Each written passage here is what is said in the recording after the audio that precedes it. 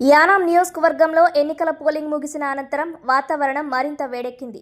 హోరాహోరీగా సాగిన ఈ ఎన్నికల యుద్ధంలో ఎన్డీఏ అభ్యర్థి మల్లాడి కృష్ణారావు, కాంగ్రెస్ అభ్యర్థి గొల్లపల్లి శ్రీనివాస్ అశోక్ తమ గెలుపుపై ధీమా వ్యక్తం చేస్తూ మీడియా ముందు సంచలన వ్యాఖ్యలు చేశారు. ఎన్నికల అనంతరం తన నివాసంలో మల్లాడి కృష్ణారావు మీడియా సమావేశం ఏర్పాటు చేశారు. ఈ సందర్భంగా ఆయన మాట్లాడుతూ యానాంలో మునిపెన్నడూ లేని విధంగా 93% పోలింగ్ నమోదు కావడం విశేషమన్నారు. ఇది ప్రజాస్వామ్య విజయమని పేర్కొన్నారు.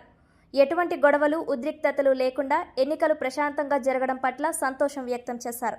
గెలుపుపై తనకు పూర్తి నమ్మకం ఉందని, తనకు వచ్చే భారీ మెజారిటీని మే 4వ తేదీన ప్రజలే స్వయంగా చూస్తారని సవాల్ విసిరారు. రాత్రి 10 గంటల సమయంలో తన నివాసం వద్ద ఏర్పాటు చేసిన మీడియా సమావేశంలో గొల్లపల్లి అశోక్ ఘాటుగా స్పందించారు. గత ఎన్నికల్లో వచ్చిన మెజారిటీ కంటే మూడింతలు ఎక్కువ మెజారిటీతో తాను గెలుపొందడం ఖాయమని స్పష్టం చేశారు. మల్లాడి కృష్ణారావు ఎన్ని సవాళ్లు విసిరినా అసలైన నాయకుడెవరో ప్రజలకు ఇప్పటికే అర్థమైందన్నారు. మల్లాడి గారు ఇచ్చిన వాగ్దానాలు నెరవేర్చకపోయినా పర్వాలేదు, కానీ ఇప్పుడు ఆయనకు విశ్రాంతి అవసరమని, కొత్త నాయకులు వచ్చే సమయం ఆసన్నమైందని చమత్కరిస్తూనే విమర్శలు గుప్పించారు. 93% భారీ పోలింగ్ ఎవరిని వరిస్తుందో అన్న ఉత్కంఠ యానంలో నెలకొంది. సీనియర్ నాయకుడు మల్లాడి అనుభవం గెలుస్తుందా, లేక కొత్త నాయకత్వం కావాలన్న అశోక్ నినాదం ఫలిస్తుందా అనేది తేలాలంటే మే 4వ తేదీ వరకు వేచి చూడాల్సిందే. పెద్దలైనా నాయకులైనా ఈ ఎలక్షన్లో చూసినట్టుగా నేను ఎప్పుడు కూడా చూడలేదు. అంత ప్రేమ అభిమానాలతో మల్లాడి కృష్ణారావు పరిపాలన కావాలి అని మెజార్టీ ప్రజలు అనుకోవడం, దాన్ని ఈ విధమైన ప్రేమ అభిమానాలు చూపించడానికి ముఖ్య కారణం. ఇప్పటి వరకు 5 సంవత్సరాల్లో చేసిన ప్రజాప్రతినిధిగా చేసిన అతను కూడా ఎక్కడ కూడా ప్రజల్ని ఆకట్టుకునేలా కానీ, ప్రజలకి మంచి చేయడం కానీ ఏదీ చేయకపోవడంతో నా మీద ప్రేమ పెరగడానికి అదొక కారణం.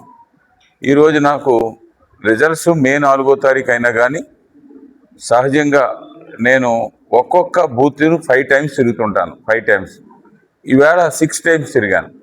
ఎక్కడ మొత్తం అంతా కూడా 30 స్క్వేర్ కిలోమీటర్స్లో 6 సార్లు నేను ప్రతి బూత్ని కూడా టచ్ చేశాను.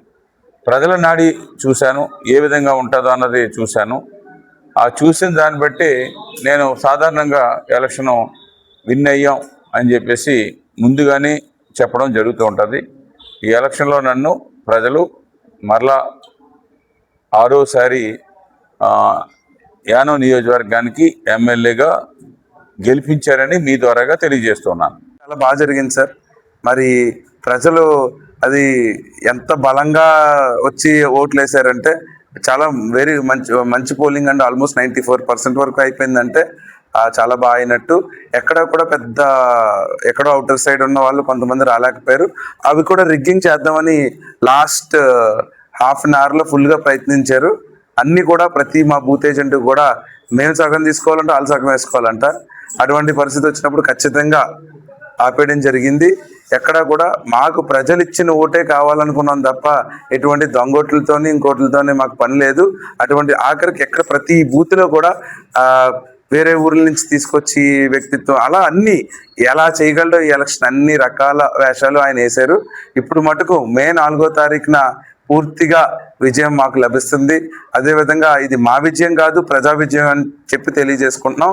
ఆయన మరి దానికి మీరన్నట్టు ఇప్పుడు ఆ సవాల్కి ఆయన రెడీ ఏమో మరి మీరు ఒకసారి అడిగితే చాలా బాగుంటుంది. ఎందుకంటే యానం ప్రజలు ఆయన గుండెలో ఏం చూద్దామని అనుకోవట్లేదండి. ఖచ్చితంగా రిటైర్మెంట్ తీసుకుంటే బాగుంటుందని నేను గతంగా ముందులోనే చెప్పాను. ఆ రిటైర్మెంట్ ఎలా ఉండాలి అంటే చాలా మంచిగా ఉండాలి. కానీ ఆయన ఆ పరిస్థితులన్నీ కోల్పోయి ఈరోజు రాజకీయం పదవి కోసం ఆఖరికి ఇంట్లో కుటుంబీకులు వరకు కూడా వెళ్ళిపోయాడంటే నాకు వెళ్ళాడు పోనీ రాజకీయం అనుకున్నాను, ఇలాగే ఉంటుందేమో రాజకీయం అని. నా భార్యని, నన్ను, నా బిడ్డని, చనిపోయిన నా తండ్రిని